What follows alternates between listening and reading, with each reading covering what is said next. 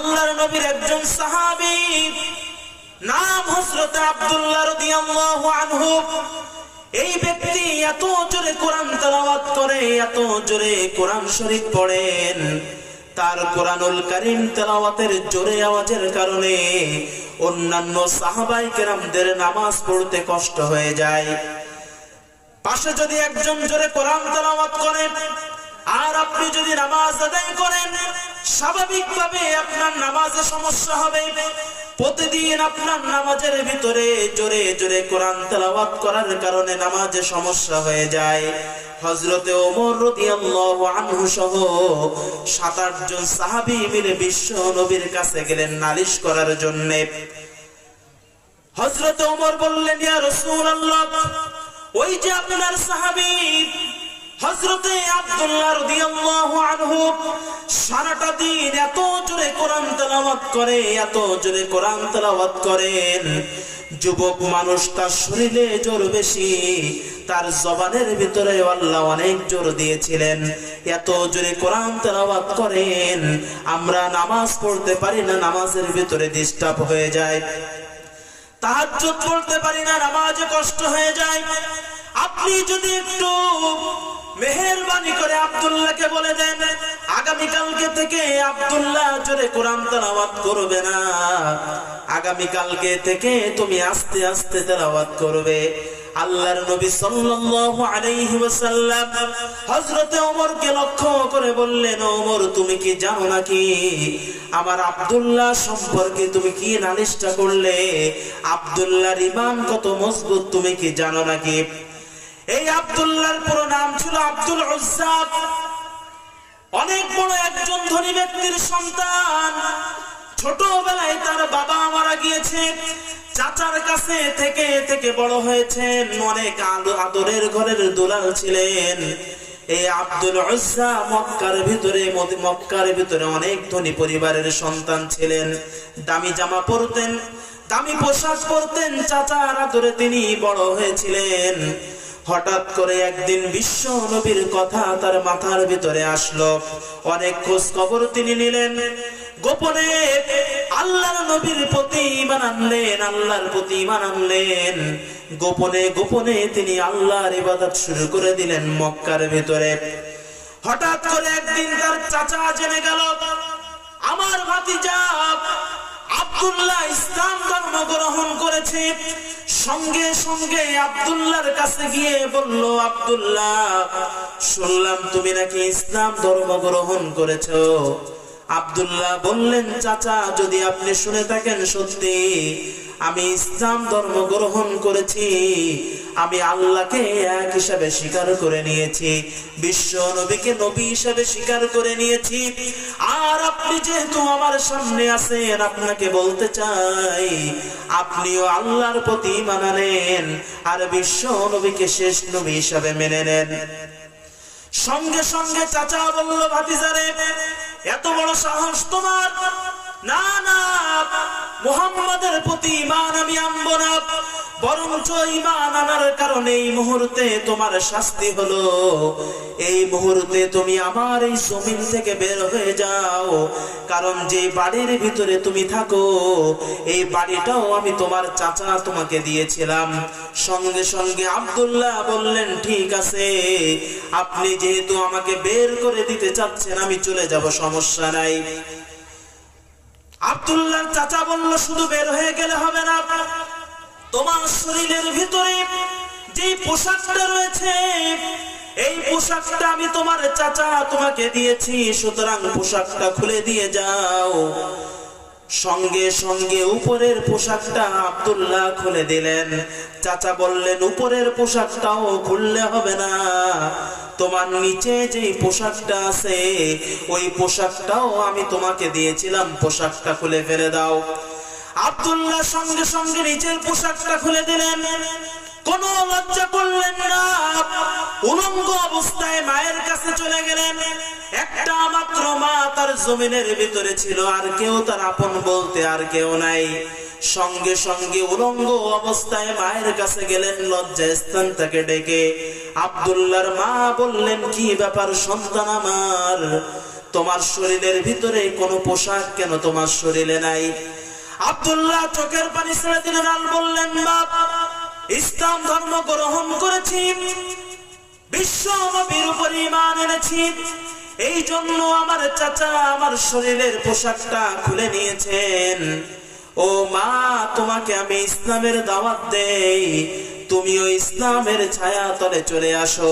এই মুহূর্তে আমাকে একটু কাপড় দাও, আমি যাতে অন্তত আমার লজ্জা স্থানটা যেন আমি ঢাকতে পারি। আমার ভাইরা, অন্তরটাকে নরম করে দেন, চোখের পানি ছেড়ে দিয়ে আল্লাহর নবীর এই সাহাবীর কাহিনীটা শুনবেন।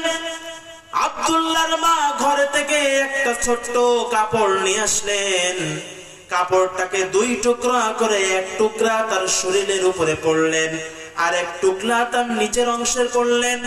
দুইটা টুকরা তার শরীরের ভিতরে নিয়ে চলে গেলেন বিশ্ব নবীর কাছে। আল্লাহর নবী বিশ্ব নবী যখন তার পুরা ইতিহাস শুনলেন, আল্লাহর নবী বিশ্ব নবী বললেন, তোমার নাম কি? বলে, আব্দুল উজ্জা। আল্লাহর নবী বললেন, আজকে থেকে তোমার নাম আব্দুল উজ্জা নয়, আজকে থেকে তোমার নাম রেখে দিলাম আব্দুল্লাহ। জোরে বলেন সুবহানাল্লাহ, জোরে বলেন না সুবহানাল্লাহ।